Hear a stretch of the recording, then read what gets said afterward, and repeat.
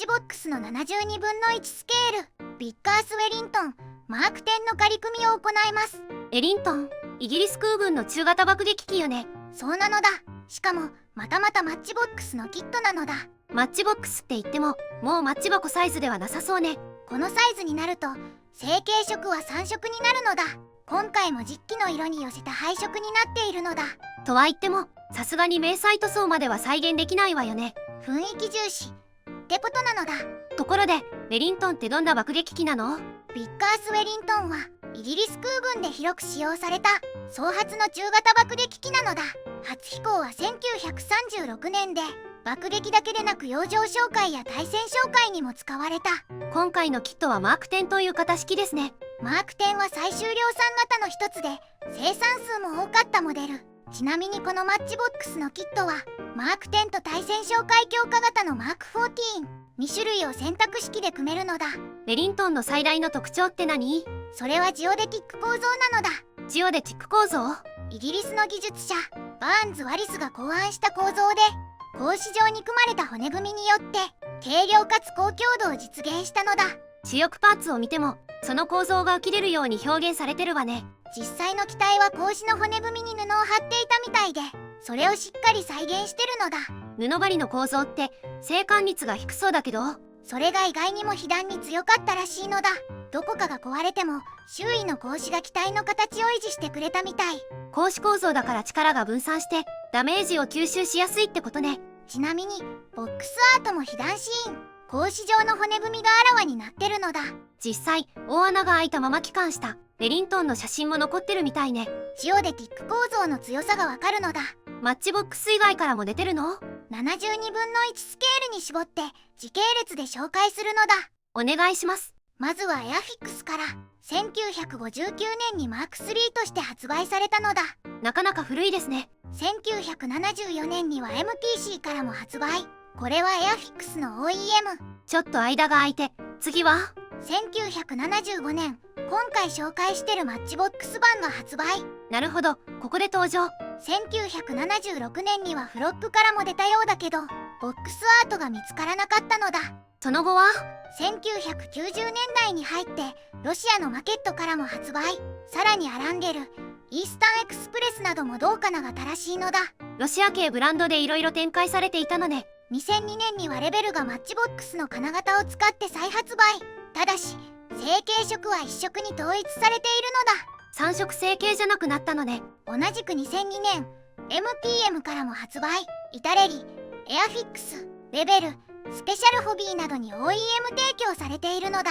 MPM の金型は多くのメーカーに使われてるのね。2006年にはトランペッターからマーク1が発売。バリエーション展開もあるのね。そして2018年にはエアフィックスが新金型で再登場。いわゆる赤箱なのだ。それではパッケージ内容を確認していくのだ。お願いします。ボックスアートは夜間爆撃中のウェリントンマーク10。被弾して骨組みが露出してるのだ。さっき話してた構造の強さが伝わるシーンですね。中身はブラウンのランナー1枚、グリーンのランナー1枚、ブラックのランナー1枚、透明パーツ1枚、デカール。組み立て説明書、塗装図。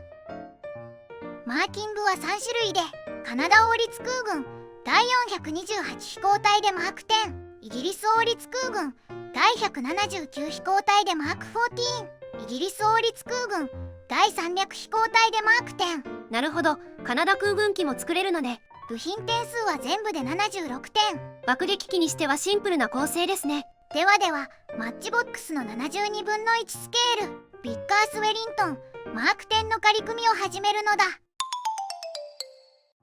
最初に操縦席なのだ。ふむふむ。操縦席は全部で4パーツ。操縦席床に座席と操縦桿なのだ。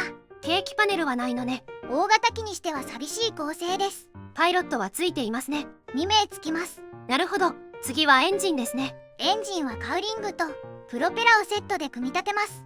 2セット組み立てるわけね。全部で5パーツ構成となります。エンジンをカウリングに埋め込んでプロペラを差し込む。ふむふむ。次に機種重座の組み立て。全部で3パーツ構成となる。分割された透明パーツに機銃を挟み込むのね。続いてビブ重座の組み立て。全部で6パーツ構成となる。こちらも透明パーツの中に機銃を組み込むわけね。次は主翼、水平尾翼、胴体なのだ。いわゆるしの字ですね。最初に胴体の組み立てとなる。ふむふむ。胴体は左右分割で2パーツ構成。まずはクリアパーツの組み込みね。左右胴体内側に窓パーツを組み込む。全部で6パーツとなる。できたら貼り合わせね。操縦席とビブ銃座を挟み込んで接着する。胴体のモールドはどうでしょうか？大モールドとなるんだけど、布張りのためかモールドは少なめ。骨組みが切れたようなディテールが入ってますね。そうなのだ。主翼はどうでしょうか？主翼は左右それぞれ2パーツ構成。上下貼り合わせて終了。次は試着庫ね。このキットも事前に試着を組み込むことになる。先に試着の組み立てってことね。試着は左右それぞれ3パーツずつ。タイヤと試着の構成となる。出来上がったので試着庫の組み立てね。試着庫は左右それぞれ3パーツ構成。試着を組み込んで上下貼り合わせとなる。できたら主翼に差し込むのね。そうなのだ。次は尾翼ですね。尾翼は左右それぞれ2パーツ構成。上下貼り合わせて完成なのだ。できたら胴体に差し込むわけね。次はクリアパーツや足回りなのだ。ふむふむ。キャノピーは複数パーツとなるが、操縦席の開閉選択ができない。まずは機種銃座からね。銃座はすでに組み立て済みとなるので、銃座ベースを組み立てる。銃座ベースは3パーツ構成ね。左右分割されたベースに銃座を挟み込む。できたら機種に取り付けね。次に操縦席と先に組んでいるビブ銃座となる。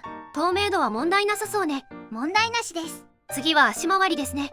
まずは左右試着。主翼の組み立て時に試着は組み込み済み。ふむふむ。その他にも胴体に接着するカバーもあるのだ。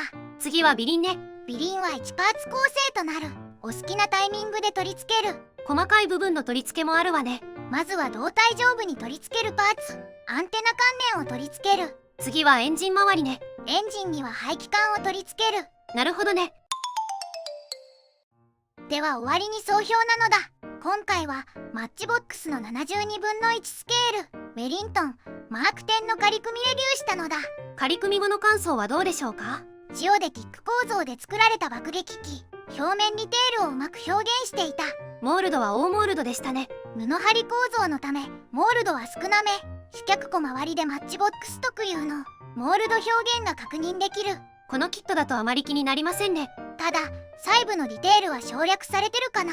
操縦席も寂しいですしね。爆弾層も省略されている。そこまで再現するとパーツ数が多くなりますからね。日本ではマイナーな機体かな。アドバンスト大戦略で知ってはいたけども、トブルクで開戦直後に生産ストを爆撃されたのかな。以前アドバンスト大戦略の紹介でも触れてましたね。現在レベルから発売されているので、そちらを選んでみるのもありなのだ。今だと MPM とカエアフィックスの新版となりそうね。 MPM 版は至れり版で積んでいるので、こちらとの比較も面白そうですね。ではでは、動画を最後までご視聴していただきありがとうございますなのだ。チャンネル登録と高評価をお願いしますなのだ。次回以降も飛行機プラモデルのレビューを続けていくのだ。ではバイバイ。